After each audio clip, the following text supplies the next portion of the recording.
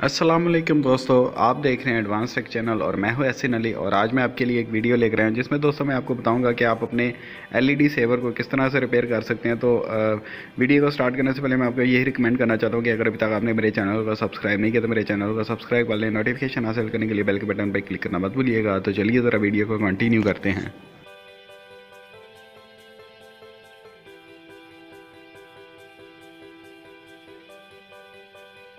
तो दोस्तों वीडियो को स्टार्ट करने से पहले मैं आपको दिखा देता हूँ। ये आपको सामने एक एलईडी पैनल नज़र आ रहा होगा, एक ड्राइवर है। ये ड्राइवर इसको 110 वोल्ट या 150 वोल्ट प्रोवाइड करता है। ये एलईडी पैनल की को डीसी वोल्टेज चाहिए होते हैं और ये प्लस माइनस आपको साइन भी नज़र आ रहा है। यहाँ पे इसकी वायर्स लगी होती हैं। ये रेड वाली जो है पॉजिटिव वायर है और ब्लैक वाली नेगेटिव वायर है। ये AC 220 वोल्ट को लेकर वापडा से आगे DC 110 या 150 वोल्ट प्रोवाइड करता है। अब बात कर लेते हैं इसके फॉल्ट की। इसमें फॉल्ट क्या था? तो दोस्तों ये मेरे दोस्त ने एक LED सेवर घर से उतारा था जो कि ब्लिंक कर रहा था, यानी कि ठीक तरह से चल नहीं रहा था। उसने एक दुकानदार को जाके चेक करवाया, उसने उसको 300 रुपया एस्टीमेट बताया। उसने कहा 150 का LED पैनल है और 150 रुपये का जो है इसका ड्राइवर लगेगा और ये ठीक हो जाएगा। तो उसने मुझे दिखाया, मैं कहा यार मैं आपको चेक करके बता देता हूँ, अगर ये ठीक हो गया तो मैं ही आपको ठीक कर दूँगा। तो ये उसने उससे वापस ले लिया और मुझे सिर्फ ये ड्राइवर और इसका पैनल दिया है। बाकी मुझे ये ओपन ही मिला है, इसको मुझे ओपन करने की ज़रूरत नहीं पड़ी, इसलिए मैं उस पोर्शन का वीडियो में इंक्लूड नहीं कर रहा। तो अब मैं दोस्तों इसके जो सोल्डरिंग आयरन से पॉजिटिव नेगेटिव वायर को इसके साथ अटैच कर देता हूँ ड्राइवर के। तो फिर इसको चेक करते हैं कि आगे फर्दर ये क्या प्रॉब्लम करता है। उसने तो मुझे यही बताया था कि जब उसने घर से उतारा था तो ये ब्लिंक कर रहा था, प्रॉपर नहीं चल रहा था। अब मैं इसके कनेक्शन करके इसको चेक करता हूँ कि इसमें प्रॉब्लम क्या है। एक मल्टीमीटर ले लेता हूँ मैं। इसकी रेंज जो है AC 220 वोल्ट पे रख के आपको चेक करवाता हूँ कि मैं इसको इनपुट पे AC 220 वोल्ट ही दे रहा हूँ।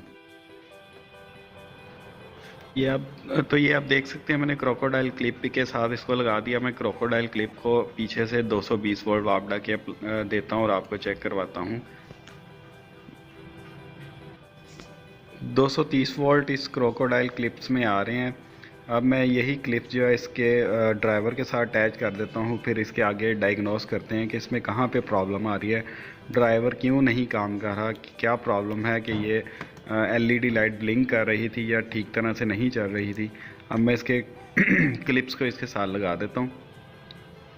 ये आप देख सकते हैं क्लिप्स को साथ लगाने से कोई आउटपुट में जो है वो नहीं आउटपुट मिल रही है, यानी कि मेरे दोस्त ने तो कहा था कि ये ब्लिंक कर रही है, लेकिन अब ये ब्लिंक भी नहीं कर रही।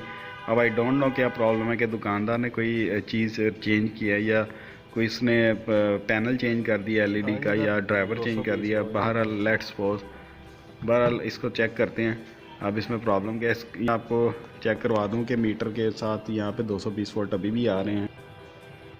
अब स्टेप बाय स्टेप आगे चलते हैं और देखते हैं कि ड्राइवर में किस जगह पे प्रॉब्लम है। इस ड्राइवर को मैं उल्टा, इसकी DC पे रेंज मैंने सेलेक्ट करके देखते हैं कि LED पैनल पे 100 वोल्ट आ रही है या नहीं। लेकिन ये आप देख सकते हैं LED पैनल पे कोई भी आउटपुट नहीं आ रही, DC के कोई भी वोल्टेजेस नहीं आ रहे। तो अब फर्दर इसको ड्राइवर में ही प्रॉब्लम है, तो ड्राइवर को चेक करते हैं कि इसमें आगे फर्दर प्रॉब्लम क्या है।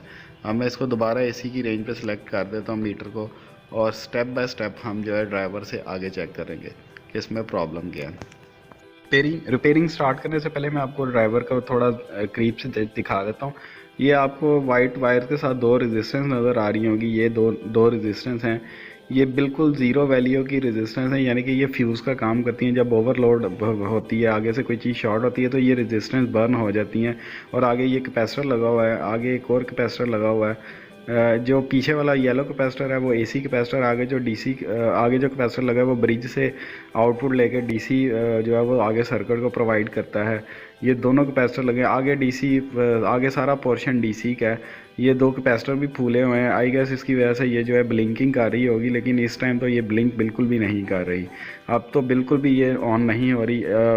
इसके सिर्फ ये दो कैपेसिटर चेंज होने थे तो इसकी ब्लिंकिंग ठीक हो जानी थी। लेकिन चलें, अब ये बिल्कुल भी ऑन नहीं हो रही, तो इसको चेक करते हैं कि इसके आगे फर्दर क्या प्रॉब्लम है। तो ये मैंने इसको दोबारा एसी की सप्लाई दी है और इसकी बैक साइड पे मैं आपको चेक करवा दूँ। मैंने आपको फ्रंट पे पहले ही कंपोनेंट लगे हुए दिखा दिए। अब स्टेप बाय स्टेप हम आगे जाके चेक करते हैं कि एसी वोल्ट कहाँ पे नहीं आ रहे और कहाँ पे ड्रॉप हो रहे हैं। तो चलिए ज़रा चेक करते हैं। मीटर को एसी की 220 वोल्ट रेंज पे सिलेक्ट कर लेना है। वायर के ऊपर 230 वोल्ट आ रहे हैं, कोई इशू नहीं है, कोई प्रॉब्लम नहीं है। लेकिन वायर से बिल्कुल आगे, रेजिस्टेंस से आगे जो है 0 वोल्ट आ रहे हैं। इसका मतलब ये है कि ये इसकी एक रेजिस्टेंस बर्न आउट हुई है।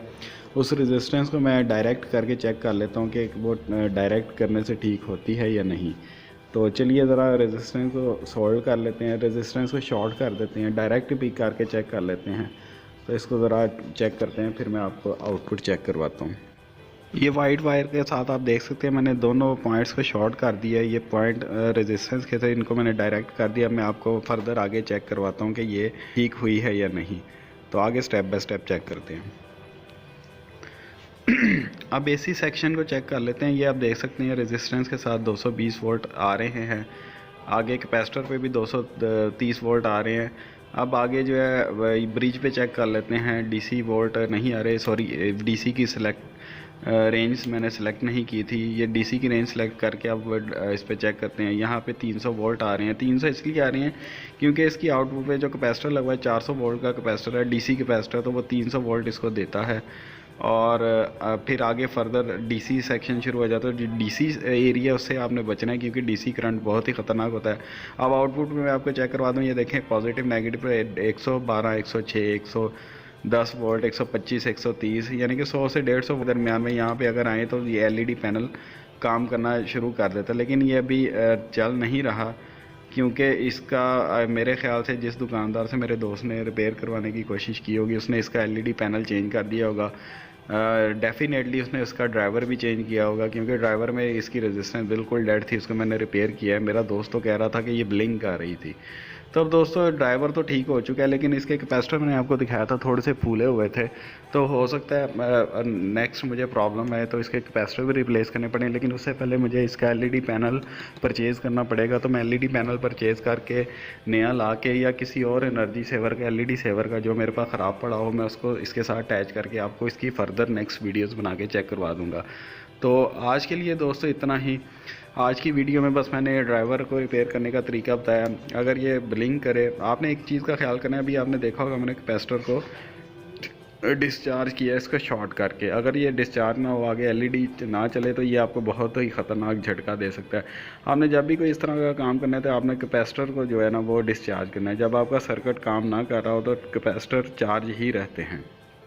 दोस्तों आज के लिए इतना ही। नेक्स्ट वीडियोस तक के लिए मुझे इजाज़त दीजिए। अल्लाह हाफिज़।